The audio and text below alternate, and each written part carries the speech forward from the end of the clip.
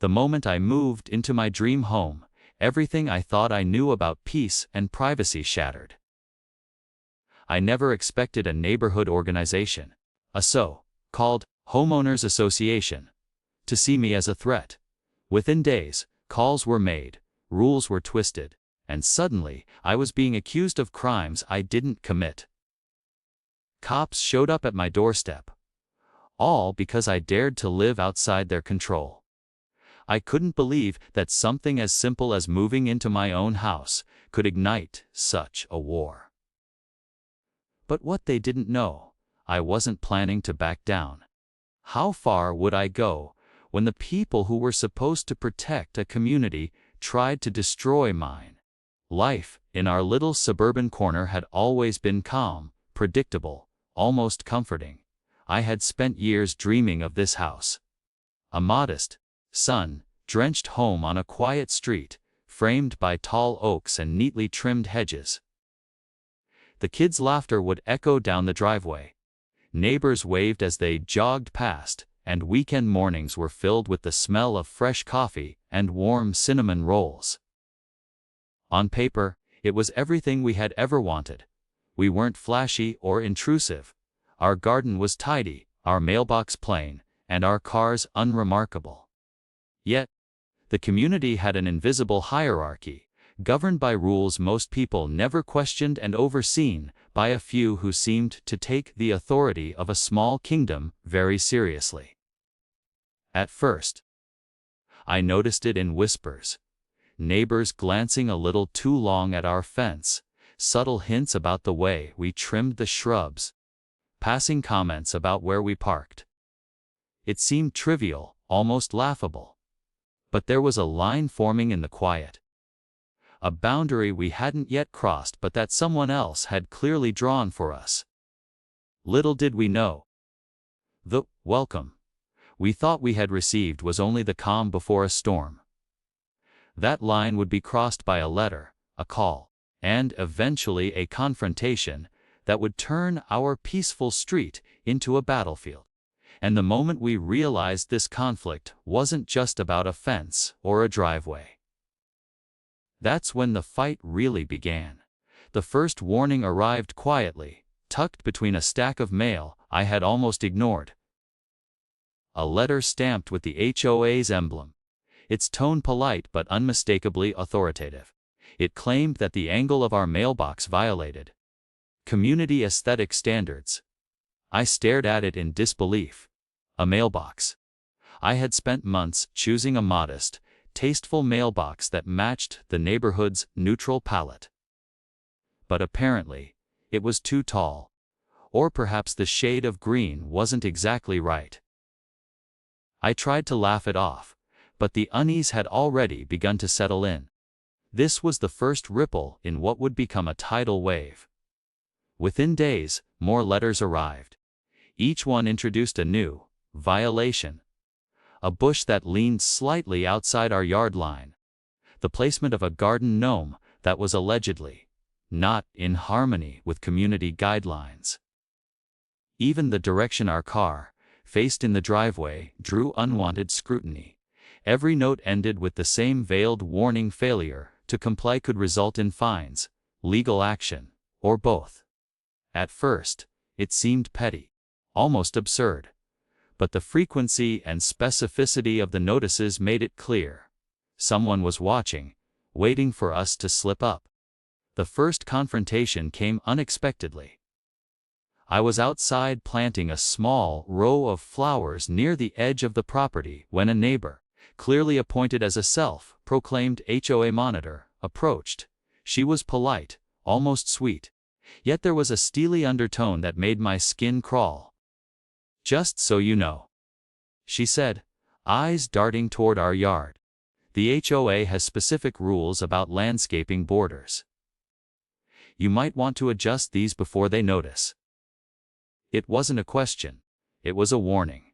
And in that moment, I realized the neighborhood's peace wasn't just about quiet streets or friendly waves. It was about control, subtle but suffocating. As weeks passed, the harassment escalated. Every interaction felt like walking a minefield. Neighbors I had greeted warmly now cast sidelong glances, whispering as I passed. Random, compliance inspections were scheduled without notice, and I found myself anxiously anticipating the knock on the door that might signal another fine or complaint. The small joys of our new home, sitting on the porch, enjoying a morning coffee, letting the kids run in the yard, began to feel like acts of defiance. It was exhausting, demoralizing, and deeply unfair. Then came the fines. The first one was for the mailbox, a mere $50, but the note that accompanied it made my stomach tighten. Continued noncompliance will result in cumulative penalties. Soon, fines multiplied for offenses I hadn't even known existed. Inappropriate flower height. Improper placement of yard decorations. Unauthorized driveway orientation. Each letter landed like a small hammer blow, reminding me that someone else claimed the right to dictate every minor choice I made in my own home. I tried reason at first. I attended HOA meetings, attempted to clarify rules, and even suggested compromises. But it was clear I wasn't being heard. The board, led by a particularly aggressive woman whose reputation as a strict enforcer preceded her, dismissed my concerns with a thin smile and a phrase I would soon grow to dread. "This is for the good of the community." Every question I asked was met with vague references to guidelines, policies, or bylaws that seemed to shift depending on the complaint. It was a labyrinth designed to frustrate and intimidate, and I was trapped within it. One afternoon, as I reviewed yet another notice threatening legal action for an allegedly noncompliant fence alignment, I realized the scope of what we were facing. It wasn't just about rules, it was about power. The HOA wasn't interested in harmony or safety. It wanted obedience, and it seemed willing to bend regulations, distort facts, and bully residents into submission. That realization transformed my fear into determination. I refused to be another cautionary tale, another homeowner crushed under arbitrary rules. The psychological warfare continued. Notices arrived that referenced neighbors' complaints, anonymous suggestions, and supposed violations that seemed invented on the spot. I began documenting everything: photographs, emails, letters, even timestamps of conversations with the board. Each entry felt like a small shield against an overwhelming force, but it was still a daily battle to maintain composure. Friends warned me that escalation would only provoke more scrutiny. Yet, every time I considered retreating, I was reminded that giving in would mean surrendering my home to people who had no legal or moral right to control it. Then the unexpected happened. One morning, I found a tow notice on our car. Someone had reported it for improper parking, and a tow truck was scheduled for that afternoon. Panic surged through me as I ran outside, heart pounding. I called the HOA, demanding clarification, but the response was bureaucratic, detached, and unhelpful. I realized that this wasn't just harassment anymore. It was intimidation with potential real-world consequences. My blood ran cold thinking about the kids, the inconvenience, the humiliation. At that moment, I knew I needed a new strategy. It wasn't enough to comply politely or document carefully. The HOA had revealed its hand. It wasn't about rules or aesthetics. It was about control. And if they wanted a battle, I was prepared to fight one on my own terms. Every petty complaint, every threatening letter, every shadowed glance from a neighbor had built a case. Not just against me, but for me to take a stand. The tension reached a boiling point, leaving only one question lingering in my mind. How far would they go? And how far was I willing to go to reclaim my home? As the weeks wore on, the situation escalated further. I noticed that our section of the street, technically public but maintained by HOA funds, was suddenly restricted. Signs appeared almost overnight. Private property, residents only. Vehicles slowing past our house were now scrutinized, strangers questioned, and even delivery drivers eyed suspiciously. It was as if the HOA had decided to redraw boundaries in real time, exercising control over land that wasn't even theirs to command. My sense of normalcy was gone, replaced with vigilance, calculation, and an unyielding desire to push back. Then came the final straw before the storm broke completely. A formal complaint was filed, accusing me of disrupting neighborhood harmony through my landscaping choices and presence in the driveway. The board convened without notice, discussing penalties behind closed doors, threatening escalations, and passing judgment based on distorted facts. The letter that arrived afterward wasn't just a notice. It was a declaration of war, framed in bureaucratic language that disguised malice as concern. I held it in my hands, heart pounding, knowing that everything I had built, every quiet dream of a peaceful home, had been challenged. And yet, amid the frustration, the fear, and the mounting anger, I began to see an opportunity. If the HOA thought I would bend, comply, and cower, they were gravely mistaken. Their rules, their intimidation, their so-called authority had one flaw: they relied on my silence and submission. Once I decided not to yield, once I recognized that their power had limits, the game changed. The stage was set. The petty harassment, the fines, the passive, aggressive neighbor interventions. All of it had led to a single point: a confrontation that would test boundaries, challenge authority, and reveal just how far I was willing to go to protect what was mine. And as I stared at the latest letter on my kitchen table, the question burned brighter than ever. Could one homeowner truly stand against an entire organization built to control, intimidate, and enforce compliance? That question would be answered sooner than anyone expected. Because the moment I decided to fight back, the HOA didn't just escalate. They had no idea the storm they had just awakened. The day everything came to a head started like any other, but the tension in the air was undeniable. The morning sun hit the rooftops of the quiet suburban street, but instead of calm, it seemed to cast harsh light on every flaw the HOA could see or invent.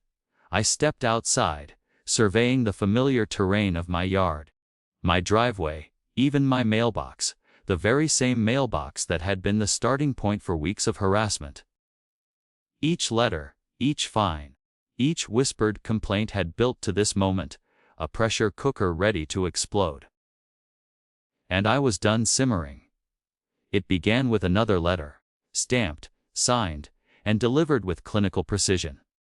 This time, the accusation was absurd even by the HOA's own ridiculous standards. I had allegedly violated community visual cohesion by planting flowers outside a previously approved pattern. But it wasn't just a letter, it was a threat. The fine, the notice, and the ominous statement that legal action was imminent made it clear that the HOA believed it had me cornered. I read it once, twice, then crumpled it in anger. Enough was enough. I realized at that moment that this was no longer a fight about aesthetics. The HOA had revealed its true intent: power, control, domination. And if they wanted a battle, I was going to bring one on their terms. But smarter, faster, and with precision they hadn't anticipated. I had spent weeks meticulously documenting every interaction: photos of my yard, videos of my driveway, digital records of letters, and even public records of property lines and street ownership. Every single violation had a counterpoint, a factual refutation that proved their overreach. For the first time, the overwhelming force of bureaucracy felt beatable. The confrontation began when the HOA president, a woman notorious for her iron-fisted rule, arrived unannounced with a small entourage. Their faces were a mix of expectation and superiority, as if they could see my defeat before it even happened. They walked the property line, muttering under their breath, taking notes, snapping photos of angles that didn't exist. My heart pounded, adrenaline rising. I kept my composure, silently counting the evidence I had amassed. Then came the tipping point. She pointed to the driveway and declared, with a sharpness that cut through the morning air, that I was in violation again. This time it wasn't the mailbox or the flowers. It was the direction of the car tires. It disrupts the flow of the community's visual standards, she said, smirking, as if this alone justified weeks of harassment. My stomach twisted, not at the ridiculousness, but at the audacity. I stepped forward, my voice calm but firm, my hand reaching into the stack of documents I had prepared. I didn't shout, I didn't plead. I presented the facts. Every rule she claimed, every guideline she enforced selectively, I countered with evidence: city zoning maps, the HOA's own written policies, photographs taken before the alleged violations. My hands didn't shake, my mind was laser-focused. I could see the surprise flicker across their faces. They hadn't expected someone to fight back with facts, to dismantle their authority piece by piece in front of the very street they sought to control. Tension crackled. The president's smirk faltered, replaced by a controlled anger that barely masked panic. She tried to regain control with procedural jargon, citing bylaws and meeting protocols. I parried with legal citations, public records, and even a few gently worded reminders about property rights and municipal authority. With every point I made, the HOA's narrative of control unraveled. Their power depended on fear and intimidation, and for the first time, that fear was reflected back at them. Then came the moment that would tip the scales completely. I revealed the ownership status of the road in front of our homes. Public records showed that, contrary to the HOA's claims, much of the land they maintained and patrolled was actually under city jurisdiction. The private street signs, the restrictions on visitors, the threats of towing, none of it was legally enforceable. Their whole operation rested on assumptions, arrogance, and intimidation. The air grew heavy as they realized this wasn't a minor correction. It had built their power on a foundation that didn't exist. I could see the subtle tremors in their confidence. They whispered among themselves, glancing at one another, as if trying to devise a new strategy, but it was too late. Weeks of manipulation, threats, fines, and inspections had prepared me for this confrontation. My evidence, meticulously organized and undeniable, left no room for argument. The confrontation had turned in an instant. The hunter had become the hunted. As I watched them scramble, I made my next move. Quietly, I walked to the edge of the property and positioned a sign. Private driveway, authorized residents only. It wasn't aggressive or confrontational. It was a statement of fact, a declaration of control over what was legally mine. And then, using the evidence I had compiled, I formally notified the HOA board that their authority over our property and the adjacent road was null and void. Copies were delivered to the city, their attorney, and neighbors, ensuring there was no ambiguity. The reaction was immediate. Shock, disbelief, and a hint of fear painted their faces. For weeks, they had wielded power over us with impunity, and now that power had evaporated under the weight of the truth. But it wasn't over. The president, realizing that her carefully curated authority had collapsed, attempted one last escalation. She threatened legal action, citing obscure clauses from a decades-old agreement that even she seemed uncertain about. I remained calm. The evidence, documentation, and legal knowledge I had accumulated made it clear that any action they attempted would crumble under scrutiny. What began as petty harassment had transformed into a decisive, undeniable counterattack that would leave them exposed if they dared pursue it further. The final hours of this confrontation were tense, almost cinematic. Cars slowed down the street, neighbors peeked out of windows, and the air vibrated with a mixture of anticipation and disbelief. I walked the property slowly, deliberately, surveying the yard, the driveway, and the street that had become a stage for weeks of absurdity. Every detail I had documented, every rule that had been twisted, every fine levied without merit. All of it now worked in my favor. The balance of power had shifted entirely. The climax reached its peak when the HOA president, flustered and visibly rattled, attempted to leave in frustration. But as she stepped toward her car, I calmly presented the final piece of evidence. A certified letter from the city confirming road ownership, along with photographic proof of prior maintenance responsibilities falling on municipal authorities, not the HOA. It was an irrefutable revelation. She froze, the entourage behind her exchanging uneasy glances, realizing that their authority had been dismantled in plain view. I could feel the adrenaline coursing through me. A mixture of vindication, relief, and lingering anger. Weeks of harassment, anxiety, and petty power plays had culminated in a moment of undeniable triumph. The street, the driveway, and the yard, all the small battlegrounds they had tried to control, were legally, morally, and visibly under my protection. It was as if the air itself shifted, lifting the oppressive weight that had hovered over my home since day one. Even as I celebrated this victory, I knew the story wasn't entirely over. There would be whispers. There would be attempts to recover lost ground, and there would always be the memory of how close the neighborhood had come to suffocating our lives with bureaucracy. But in that moment, I had won. The tension, the fines, the threats, all of it had been met with calm, preparation, and unwavering determination. And in winning, I realized something fundamental: power is never absolute, especially when challenged with truth, persistence, and courage. As the HOA car disappeared down the street, leaving behind stunned silence and a community watching with newfound awareness, I allowed myself a moment to breathe.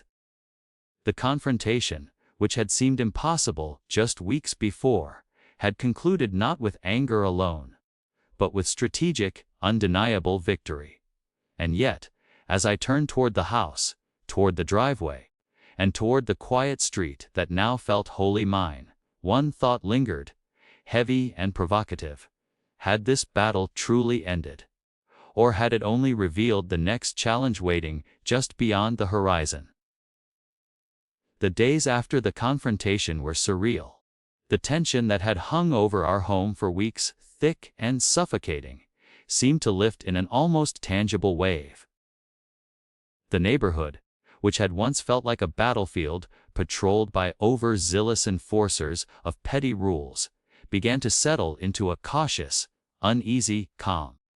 I walked the driveway one morning, sunlight reflecting off the freshly planted flowers, and realized something profound. The victory wasn't just legal, it was personal. We had reclaimed our home, our autonomy, and, in a sense, our dignity. Neighbors who had previously avoided eye contact or whispered behind curtains now nodded politely, some even offering tentative smiles. There was a subtle acknowledgement in their gestures, an unspoken recognition that we had endured a battle and emerged unbroken. It was almost cinematic, the way ordinary streets and ordinary houses could suddenly feel different, charged with the awareness of what had transpired. And yet, beneath the surface, I knew the consequences of standing up to authority extended far beyond the immediate neighborhood. First came the bureaucratic aftermath. The HOA, now publicly aware that their authority had been legally undermined, scrambled to recalibrate. Letters that once carried threats and fines were suddenly replaced with awkward silence. The president, once the figurehead of intimidation, avoided direct contact, relying instead on vague emails and procedural delays to assert any remaining influence. It was a remarkable shift in power dynamics. What had been a relentless campaign of harassment became a lesson in restraint and accountability. The mere knowledge that we were prepared, informed, and unafraid had neutralized weeks of authoritarian posturing. With the HOA's authority curtailed, I focused on repairing the emotional and psychological impact of the ordeal. The kids, who had sensed the tension even if they didn't fully understand it, began to play freely in the yard again. Their laughter, once subdued by the constant shadow of neighborly scrutiny, filled the street like a reclaiming chorus. The garden, which had been a minor flashpoint, became a symbol of our persistence, blooming as a visual testament to the triumph of normalcy over arbitrary rules. Every flower, every neatly trimmed bush, was a small victory, a reminder that patience, planning, and resolve could overcome the weight of unnecessary conflict. But the impact wasn't confined to our property. The surrounding neighborhood began to show subtle but significant shifts in behavior. Conversations among neighbors, previously cautious or judgmental, started to include acknowledgement of the absurdity of the previous restrictions. A few families quietly admitted to similar frustrations, hinting at their own minor violations that had gone unchallenged. The collective awareness that the HOA's power was not absolute emboldened others, creating a ripple effect that undermined the culture of fear the organization had relied on for years. It was a profound lesson in the dynamics of power. Control is only as strong as the willingness of people to submit to it. Legal ramifications also followed. The city, after receiving my documentation of property lines, road ownership, and prior maintenance responsibilities, clarified jurisdictional authority in no uncertain terms.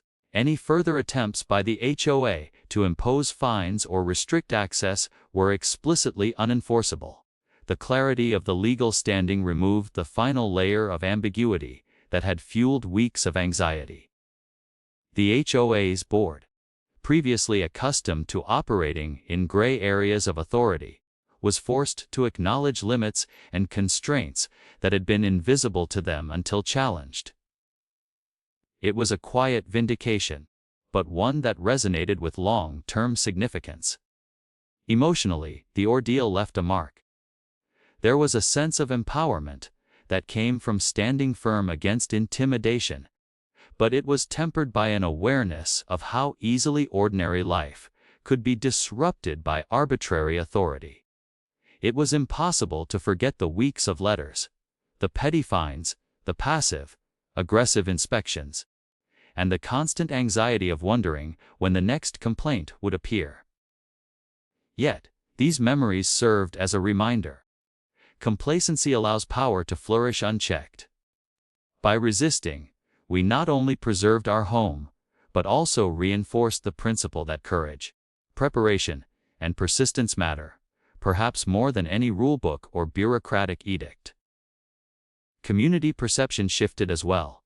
Some neighbors, who had once aligned themselves with the HOA out of fear or convenience, quietly respected the stance we had taken.